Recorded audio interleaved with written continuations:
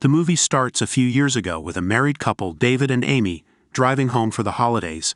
They're in the middle of nowhere when they almost hit a raccoon, which scares them so much they nearly go off the road. Luckily, the raccoon didn't make a fuss, so they kept going. Soon after, the car engine starts making loud noises. David tells Amy it might be okay to keep driving and see if it gets better. Amy, tired and frustrated, agrees. They drive for another 10 minutes before the noises get even louder. They have to pull over to check it out. They stop at an old, run-down gas station that looks like it's been abandoned for years. It's the kind of place you see in scary movies. A man suddenly appears by their window. The couple is startled, but he just wants to help. He's a mechanic who also works with fireworks. He checks the engine and finds nothing wrong, saying it's safe to drive but will make a lot of noise. During the check, the mechanic gives Amy a sparkler. She thanks him, and David is surprised she's excited about something she'll probably never use.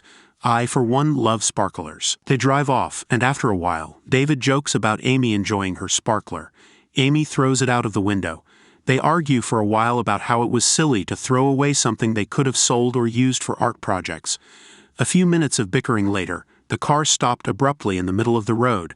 Now what? It's getting dark, and this is literally as far from civilization as you can get. They could either do an impromptu camping session or walk back to the gas station. David decided to go ahead and walk back, with Amy following shortly after. Upon arriving at the gas station, they saw it was closed but spotted a motel next door. So they walked over. As they entered the establishment, they heard harrowing screams coming from behind the counter. "What was that?"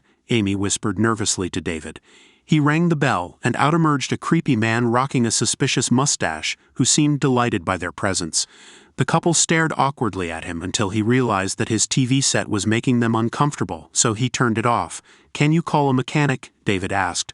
"Our car broke down on the highway." The motel owner, Frank, knew he didn't have any mechanics on hand, but he offered to point them in the right direction. "Sure, there's a place 30 miles back that might still be open this late. You can use the payphone there." The payphone needed quarters, so David got some change, and that's when things started getting weird. The man started counting out change excruciatingly slowly. The couple grew more and more impatient by the second. But finally, David got all his quarters and headed for the door. "Oh, actually, now that I think about it, they're probably closed," the man said. "Weird," he then added giddily. "And I'm the only one open." Intrigued, but a little on edge about the idea of staying at a motel, David and Amy ultimately gave in. It was only $5 extra for the honeymoon suite, which apparently had some perks the others didn't. Amy insisted on a regular room, but Frank kept pushing the honeymoon suite. He smiled and handed them the keys at no extra cost. As David and Amy departed for the room, Frank watched with a sinister gaze. David and Amy entered their motel room. It was filthy, but some critters called it home. Amy insisted she'd be sleeping in her clothes tonight, and David added that he'd even be keeping his shoes on. Suddenly, there was a sharp knock at the door. They froze and looked at each other. David went to take a closer look but found no one outside. Then there was another knock, this one louder and more insistent. Amy raised her eyebrows at David. That one sounded like it came from the side door. David walked slowly to the door and yelled out, "Who is it?" There was no response. He looked to Amy, her eyes wide with fear. There was another knock at the front door, followed by an equally jarring one at the side door. David pounded loudly on it 3 times before yelling again, "What do you want?" There was no response. Amy implored him not to anger the ghosts or whoever was doing this. Fine. Instead, David paid a visit to Frank. Oddly enough, Frank assured David that there were no other guests staying at the motel that night. David wasn't convinced and asked Frank to look into the matter. Frank agreed to do so, but believed it was probably just a drunk guy making noise. However, David insisted that Frank be armed just in case. After David left, Frank grabbed a gun from above the counter and had a sinister look on his face.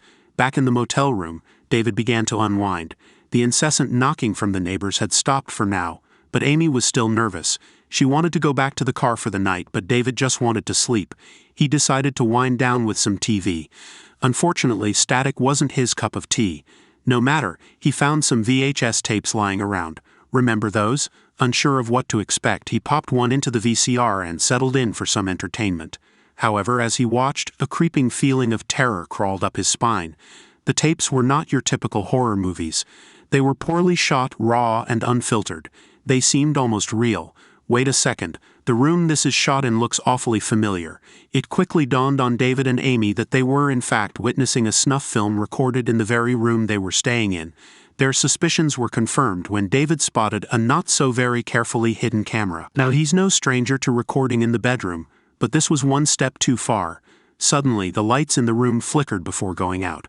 The couple was startled. The incessant knocking from earlier started up again. Amy squeezed his hand, he squeezed back. The power went off and on again as they caught a glimpse of a masked man in the bathroom.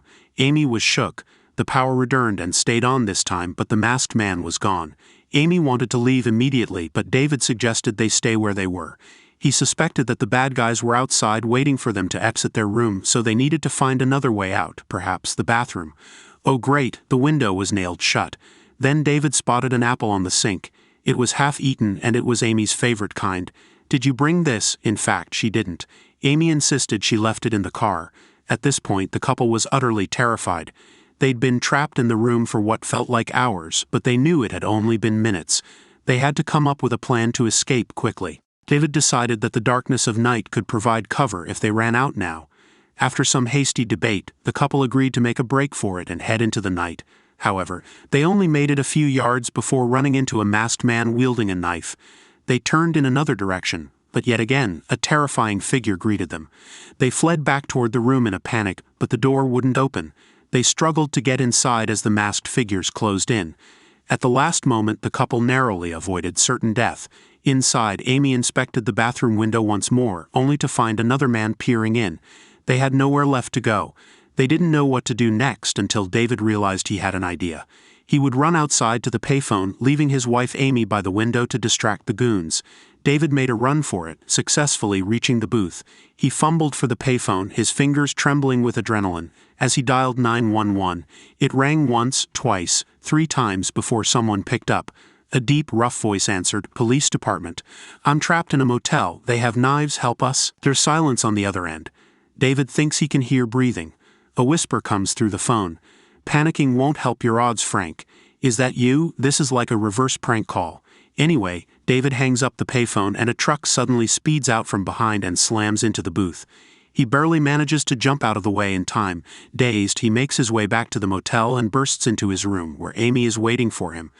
"I thought you were dead," she says breathlessly, throwing her arms around him. "We're not yet," David says grimly before heading to the bathroom. He smashes the mirror and uses one of the shards to arm himself with a makeshift weapon. For a second there, I thought he just hated his reflection, which would have been relatable. The two sit on the floor together and wait. David's hand is clenched around the glass shank while Frank watches them on his security camera feed. Hours pass without incident until Amy falls asleep.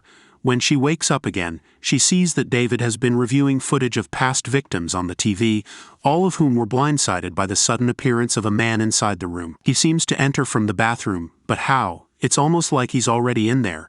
David has a look and finds a hidden trap door, but before he can investigate further, a truck pulls into the establishment. The couple watches from the window and sees a man get out of the driver's seat. He heads towards the motel entrance. The couple shouts and bangs on the window to get his attention, but he doesn't seem to hear them. They continue their efforts until he spots them. "Bingo," he says, beginning to walk closer with a perplexed look on his face. Suddenly, masked men appear behind him. They get closer and closer, but he does not hear them as they prepare to claim another victim. Frank appears and greets the man by name. "Bill, been waiting for you. The good stuff's right here." The man is delighted at the news and snatches up the box of tapes eagerly. He casually makes his way back to his truck, but not before flashing one final knowing gaze at the petrified couple. Left with no other option, the couple turns their attention back to the hidden door. David goes first, then Amy follows. The tunnel they find themselves in is cramped and dark. Amy starts to panic, she can't see anything. Then she feels something brush her leg. "It's rats!" She screams at David to help her, but given their circumstances, this is the least of their worries. It's not long before they're past the rats and at the end of the tunnel. They discover a ladder that leads up into an office. David climbs up first and then helps Amy out of the tunnel. They ogle the assortment of TVs broadcasting views of all the rooms.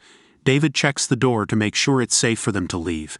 He takes one peek and realizes they're at the front desk.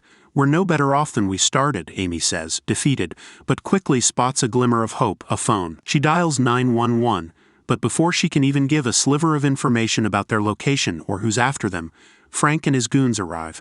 "Where are they?" Frank barks, upset that they've lost track of their targets. He enters the office where the couple was just moments before. He notices that they used the phone, rips out the phone line in anger, and shouts a command to his goons. They're underground. They sprint off after their prey. Darkness closes in around the couple. They can hear the sound of their pursuers close behind them, crawling with frenetic fervor, moving at high speeds. They look like wild animals in their natural habitat. Meanwhile, the couple crawls as fast as they can, knowing that every corner they turn could be their last. The sounds get closer and closer, each one reverberating throughout the tunnel. David and Amy are exhausted but keep going faster and faster. Suddenly, there's a light at the end of the tunnel, a ladder.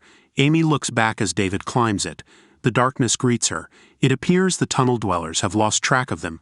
David reaches down and helps her up. She emerges into the dim light of another room. David barricades the door to the tunnel with a heavy desk while Amy catches her breath against the wall.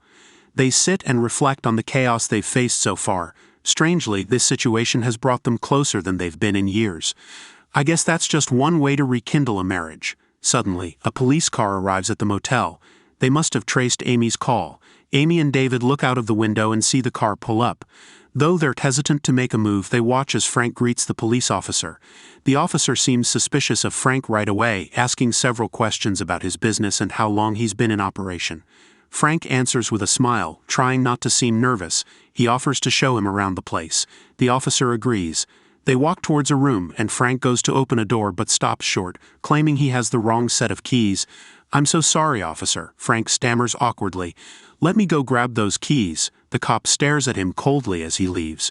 Before having a go at the door, it opens. He enters the dark motel room, his flashlight scanning wildly. He hears a noise and turns toward it. The lights flick on, and he's looking at a TV playing a snuff film. Meanwhile, David and Amy are struggling to keep the masked men from getting through the trap door.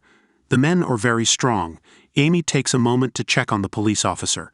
She sees him stumble out of the room, panicked, with his gun in hand. As David is about to be overpowered, the couple decides to run. The officer sees them and stops with his gun pointed at them. They look scared and messy, but the officer realizes they are the victims, not the ones he's looking for. He lets them into his car and even lets them ride in the front seat. But when he turns the key, the engine doesn't start. It's been sabotaged. I saw that coming. As the officer checks the engine, a mistake, a masked man appears behind him and attacks him with a knife. The couple runs out of the car and into another motel room. Frank watches them escape, regretting that he didn't deal with them earlier.